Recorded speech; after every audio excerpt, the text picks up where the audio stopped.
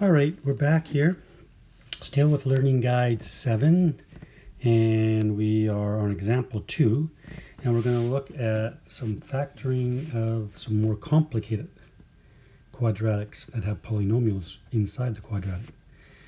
All right, so when you're looking at these questions, you try and make it simple before you factor. So the first thing I do is just look at what's inside the bracket. In this case, x plus 2 and x plus 2, they're the same thing. And you can make it whatever letter you want. In this case, I made it r. All I did now is I just replaced it with r. And now this becomes a fairly straightforward factoring question. So I did my triple play, and you can use decomposition. And I got down to here. So nothing new, just had to replace the x plus 2 with an r or any letter you want, and then do your triple play factoring. Now, I just want to make a note. See, in this case here, I don't know if I mentioned this. I did it earlier in Learning Guide 3. This is a divide and conquer.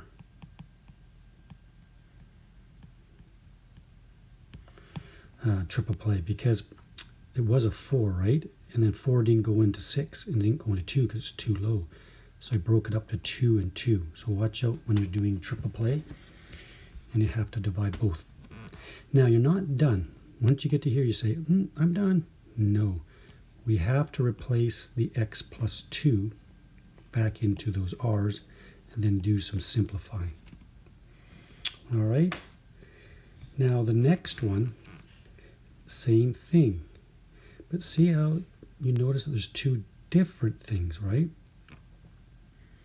So what you got to do here is take out your whatever letter I'm going to call this time A is equal to 2t plus 1, and I make B equal s minus 2. And now you have 9a squared minus 4b squared. Now this is difference of squares we just did earlier. So 3a, 4b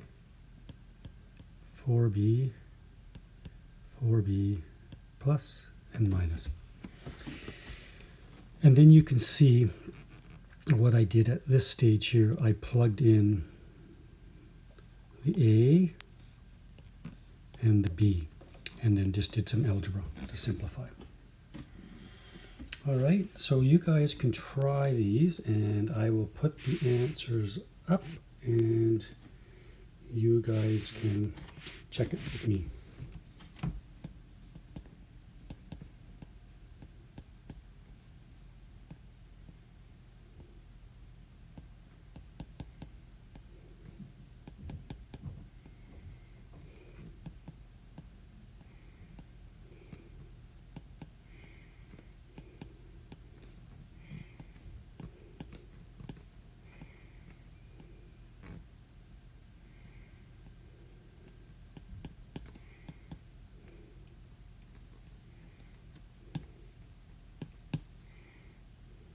Now I take this and substitute it there and there, and my final answer was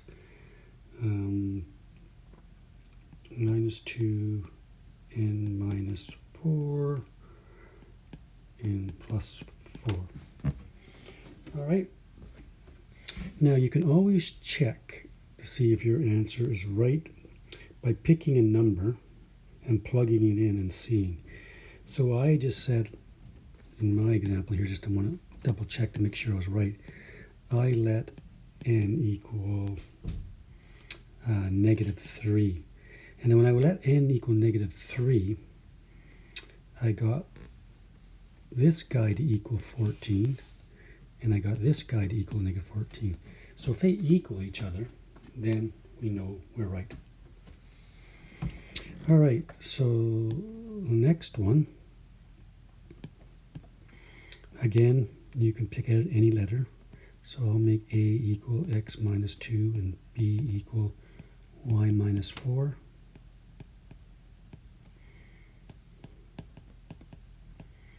Okay, and you'll notice difference of squares.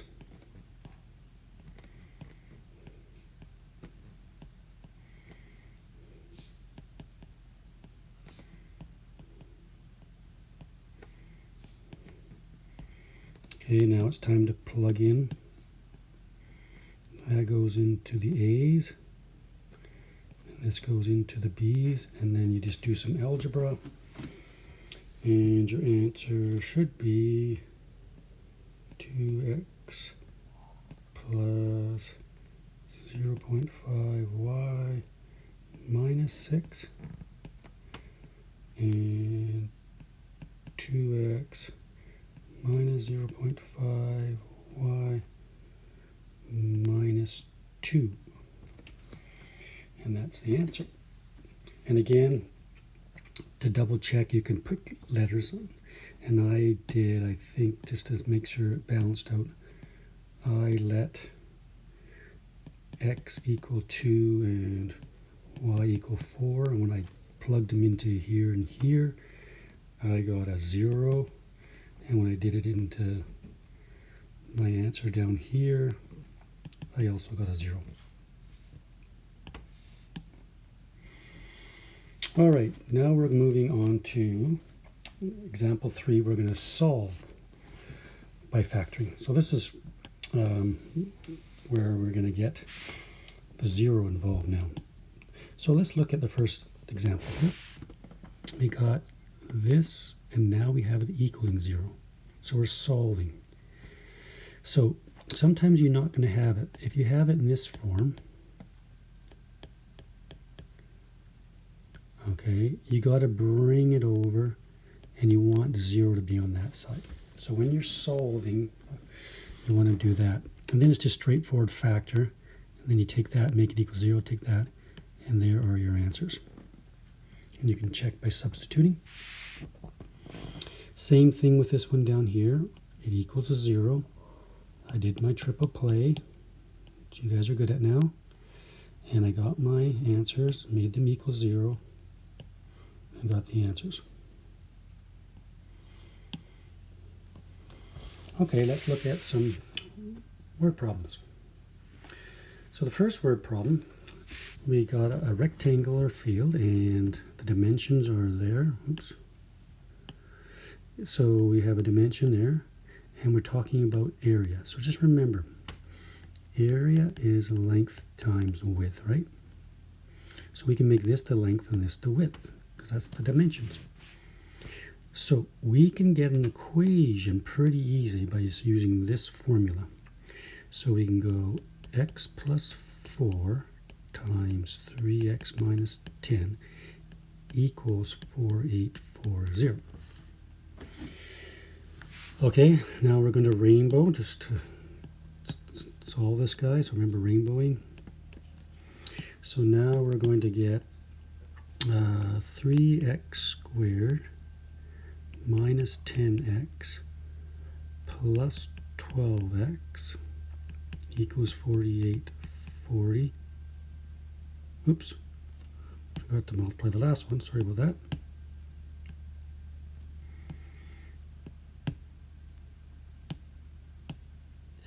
I forgot to go 4 times that is negative 40. Now we're going to bring this guy over to join that guy, like terms. And it simplifies to that. And remember, the 0 is by itself, so we can solve. And now I'm going to do my triple play.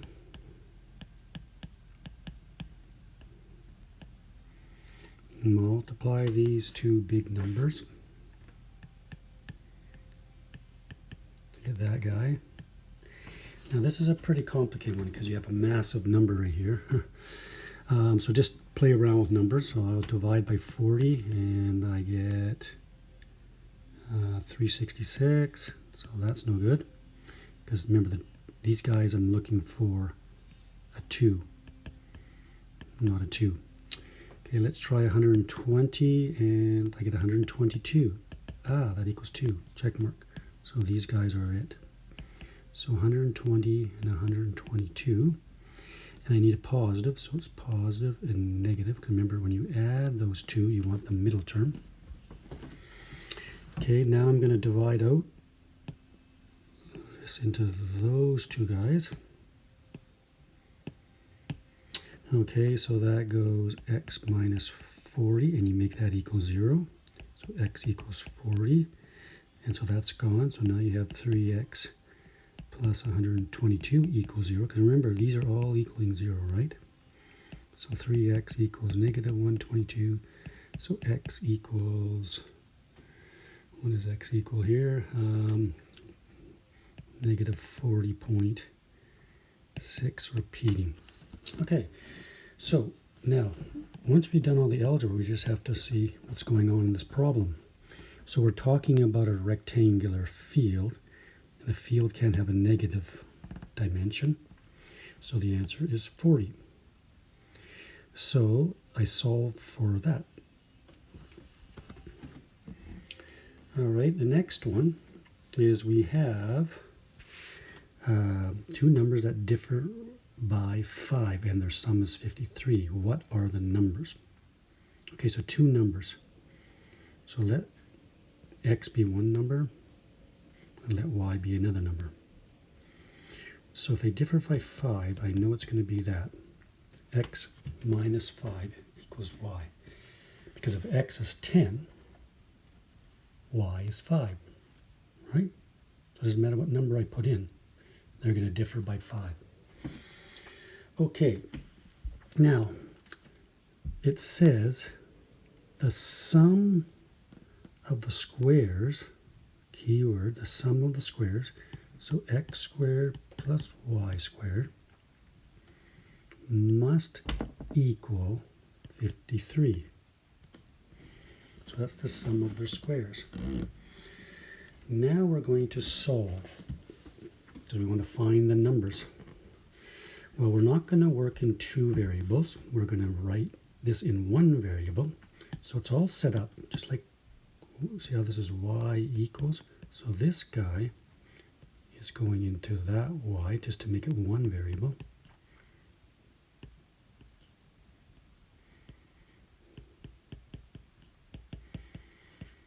Okay, then I'm just going to FOIL this out. So remember, it is written out twice, because that's square.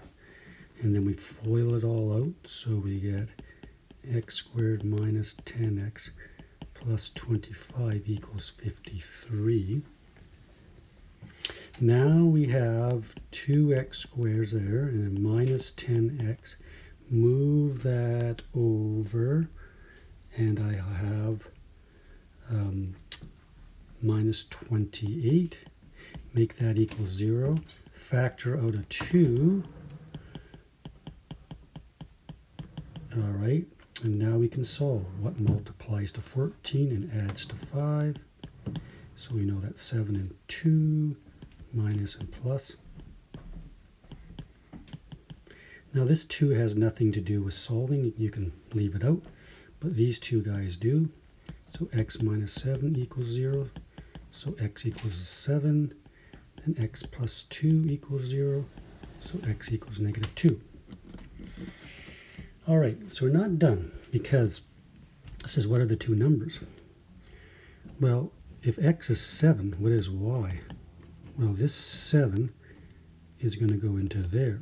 So it's 2, right? Because 7 take away 5. That's what y equals. And there's 1 here too. If I put the negative 2 in there, I get negative 7. So my answers can be two sets. And this is double check. Well, if I put 7 there, I get 49. And if I put 2 there, I get 4. Well, 49 plus 4 is 53. And the same thing here. Doesn't matter if they're negatives, because a negative times a negative is a positive.